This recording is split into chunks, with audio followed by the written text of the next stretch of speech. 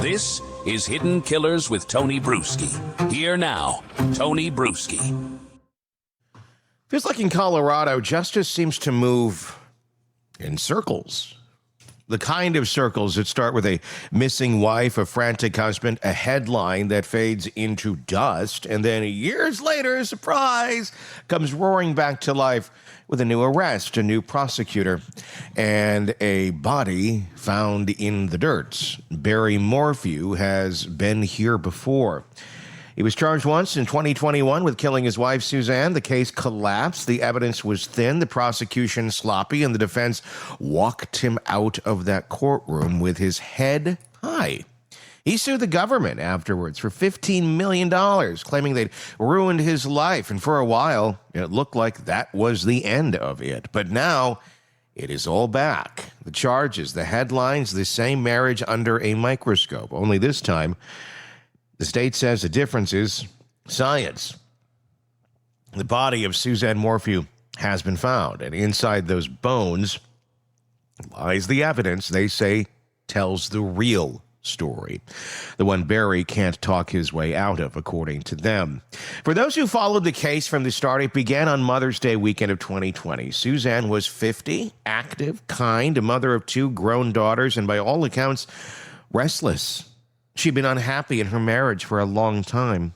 She'd reconnected with an old flame, sent him romantic messages, maybe even planned to leave Barry. He, meanwhile, was trying to hold together what was left of their family image. He told friends they were working on it. But beneath the surface, something was cracking. When she disappeared, Barry told police he'd gone to work early that morning in Broomfield, 3 hours away, leaving Suzanne asleep at home. He said she must have gone for a bike ride and never came back. Search teams flooded the area. Her bike was found thrown down an embankment, the helmet a mile away, but no sign of Suzanne. It didn't take long before the story started to smell wrong. Her phone was found off. Barry's truck data didn't match the timeline he gave police, and investigators said they found evidence that looked like cleanup. Trash runs, movements at odd hours, phone activity that didn't add up. The whole story, the bike ride, the work trip, the concerned husband, it began to collapse. And by 2021, prosecutors had enough to indict him for first-degree murder, even without a body. It was a bold move at the time, maybe too bold. The district attorney at the time, Linda Stanley, was aggressive, but also reckless. She filed massive amounts of discovery quite late. She withheld evidence and turned the case into a procedural mess. The judge, because of the massive mess that she had created, threw it all out. Furious at the state's incompetence, people were disbarred. Barry walked free. And Stanley, like I said, eventually disbarred. That's why process matters. Fast forward to September of 2023. Hunters in San Luis Valley stumbled across human remains in a remote mountainous area miles from where Suzanne was last seen. And it was Suzanne, the woman at the center of one of Colorado's most haunting mysteries, had been found. And for investigators, it was like finding the missing piece of a nightmare puzzle. They sent the bones to the state lab for analysis, hoping to answer the question that haunted everyone for years. What actually happened to Suzanne Morphew? The answer, according to prosecutors, was in chemistry. Toxology tests showed a mixture of drugs in her system, and one called BAM. No. Forgive me here, I'm not great at enunciating prescription drug-type names. It was a mixture of, we'll go for it here, butorphanol, azaperone, and medetomidine. I'm sure I'm saying those wrong. BAM. It's easier to say BAM, isn't it? BAM. So whatever those are, all into one. What it is a potent combination used to tranquilize wildlife. You don't find that in suburban medicine cabinets or on the walls or the shelves of Walgreens. It's not in antidepressants. It's not in painkillers. Not in anything the average person would have access to. But Barry Morphew, he did. He was one of the only private citizens in the region authorized to use or possess BAM, allegedly. He was a licensed deer hunter, someone who used tranquilizers to manage or immobilize animals. To this date, it was their link, the forensic proof that this wasn't just a missing persons case, but a homicide committed by someone who knew exactly what they were doing. And it does not look very good, now does it, to have a tranquilizer this specific in the bones of your deceased wife, and you happen to be the only one that allegedly has access to said drug. Maybe it can be explained. Maybe it can't. I don't know. In June of 25, this last June, a grand jury in Colorado's 12th Judicial District indicted him again for first-degree murder. Same charge, different case, new DA, new courtroom, and new evidence.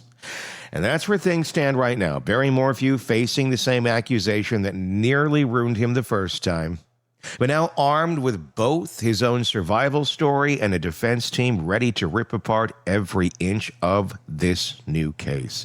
Prosecutors are calling this justice finally catching up. The defense calls it revenge in a lab coat. From the prosecutor's side, the story is built like a scientific thriller. They say Suzanne was injected with the tranquilizer, subdued, and later killed. They say her body was moved maybe more than once before ending up in that shallow grave. They claim Barry's phone went off during crucial hours the weekend she disappeared, and his truck, well, the telemetry showed suspicious activity, and that his movements in Broomfield, where he was supposedly working, looked more like a man disposing of evidence than pouring concrete. They'll tell the jury this was a marriage disintegrating from the inside out. Suzanne had fallen in love with another man. She was ready to leave. Barry knew it, and instead of letting her go, he decided no one else would have her. They'll call it control, rage, maybe even a twisted sense of ownership disguised as heartbreak. But if the state's case sounds clean on paper, the defense will make it dirty fast. They've been down this road before, and they know exactly where to dig. They'll say the BAM evidence isn't the smoking gun the prosecution wants it to be. Traces of the tranquilizer found in bones after years of decomposition. That's not precision science. That's forensic interpretation. And interpretation can be wrong. They'll question whether the samples were contaminated, whether the chemical could have leached in post-mortem from animal activity or even soil exposure. Maybe there was another animal out there that found the body, that had that in them. Could that transfer in some way, shape, or form? These are things they're going to dig into and try and find answers and present facts. They'll point out that there's still no murder weapon, no cause of death, and no direct evidence tying Barry to the act of killing. No eyewitness, no confession, no body scene or no bloody scene. They'll bring up the old DNA again. The male profile found in Suzanne's Range Rover glove box that didn't match Barry. Investigators once claimed it was irrelevant. The defense will call it proof of tunnel vision. And above all, they'll remind everyone the last time the state tried this, it blew up spectacularly. Barry spent years living under suspicion, watched his business collapse, his name dragged through national headlines, and his daughters forced to choose between loyalty and disbelief. Because if you want to understand the story, you can't ignore the human wreckage around it. 2 daughters, Macy and Mallory, who have stood by their father from day one.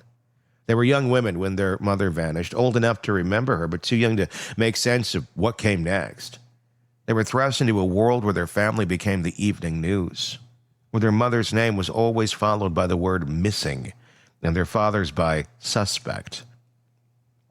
They've said they still love him, still believe in his innocence, but imagine what that does to a person to live suspended between grief and doubt, to need answers and to be terrified of what those answers might be. Similar to probably what the Adelson children are going through, Wendy's kids, trying to make sense of their family. Suzanne's death became a symbol of marital tragedy, but her daughter's pain is the real haunting. They've had to navigate birthdays, holidays, and graduations under the shadow of question of the public, of everyone. The entire country thinks it has the right answer. Did your dad kill your mom? And people think they know the answer one way or the other. And what about Barry himself? Whatever anyone believes, it's undeniable that he has been through psychological war.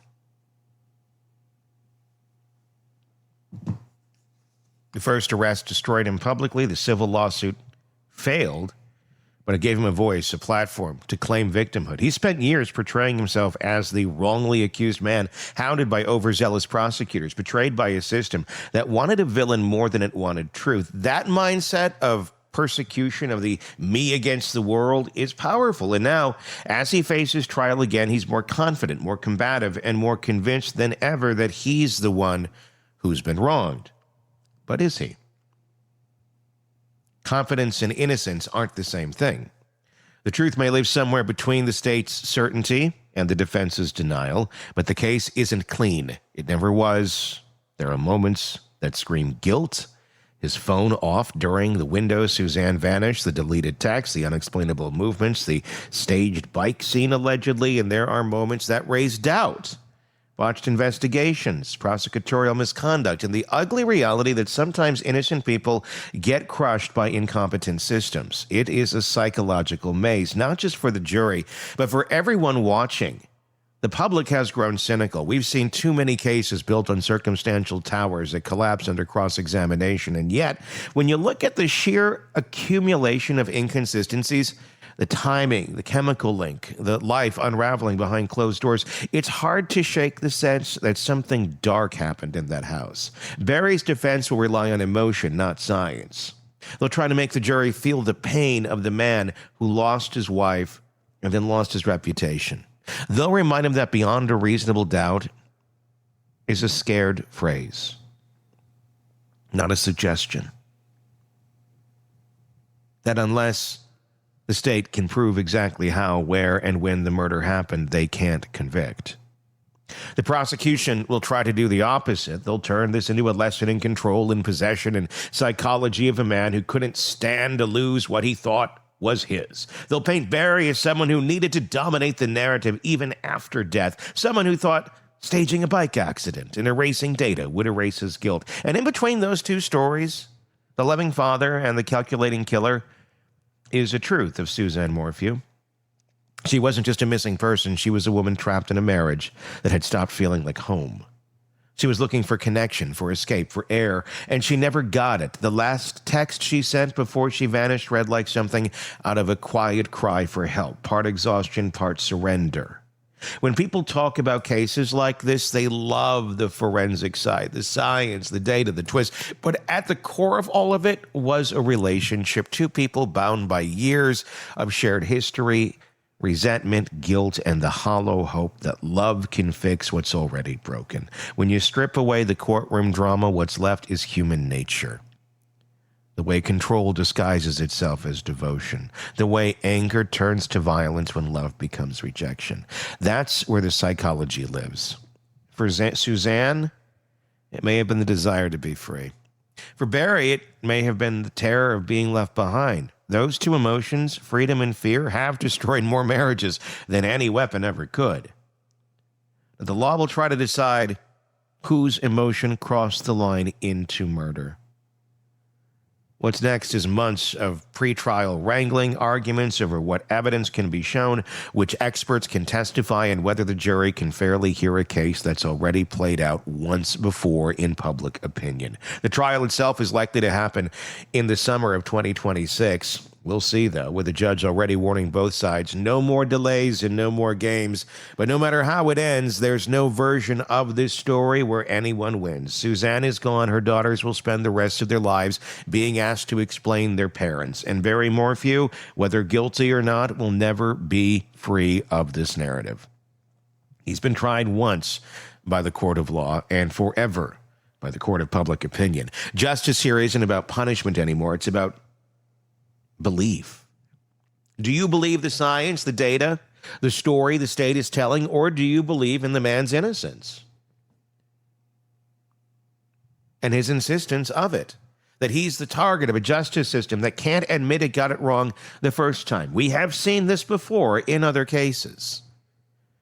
Maybe the truth is just simpler. Maybe it's not about science or motive or marriage. Maybe it's about a moment. A man standing in his kitchen realizing his life is falling apart and making a choice he can never undo. Or maybe it's about a system that decided long ago who the villain should be and just kept trying to prove it. That's what makes this case so haunting. It's not just about what happened to Suzanne Morphew. It's about what happens when truth and narrative collide. Because in the end, there are two kinds of stories in true crime. The ones where the evidence tells the story and the ones where the story tells the evidence. And the Barry Morphew case might just be both. Until the jury speaks, everything is speculation dressed as justice. And in that silence between what we know and what we want to believe, the real tragedy of the story continues to unfold, not just in court, but in the hearts of everyone still waiting for the truth to sound like the truth. What do you think? Did he do it? Did he not? Is the state being overzealous because it failed miserably the first time? Or is it something in between? Tell me in the comments section. I'm curious to get your thoughts on this. Not just he's guilty or he's innocent, but why? Why do you think that? Let's hear your argument. YouTube is where you can leave that comment. Just search Hidden Killers with Tony Bruschi. If you're not already there, you'll find us. Hit subscribe, and then you can join in our conversations about all the cases we follow for you right here. If you're listening to us on the podcast platforms, thank you. Please also there, hit subscribe so you don't miss any of our coverage of this case. We'll keep following it all the way through trial. In the summer, if that's where it lands, we will find out. Until next time, I'm Tony Bruschi. We'll talk again. Want more on this case and others? Then press subscribe now and don't miss a moment of true crime coverage from Tony Bruschi and the Hidden Killers podcast.